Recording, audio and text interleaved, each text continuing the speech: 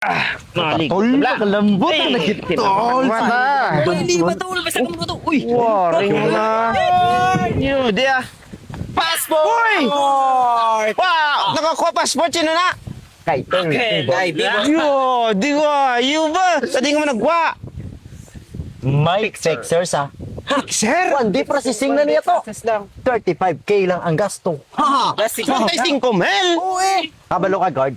3 years nga patay-patay ubra ni Utol, guard, para makakuha sa sang Passport. Oh, di bro, 35,000 sa bagay, mabawi laman na Japon ni Bibot dito sa abroad ah. Siya din kagaling nga pungsod mga abroad guard. abroad man, pungsod. Oh, katigin ang kuha mo sa passport di mga abroad din sa... Patay mo ya, handom niya ni pa Manila mo. Ha? Oh, Mapa Manila lang nagkuha passport? bata ba di sa gani gusto niya maglagaw sa Rizal Park? Mapicture-picture, maglagaw sa Quiapo. Kaya rin na, may passport na. Ang puloy ka mga duwagin tigayunan nyo pa sa picture-picture. 35,000, kanugon sa 35,000. Ticket lang na ginanglan mo mga 2,000 na nagari-guro magastos na.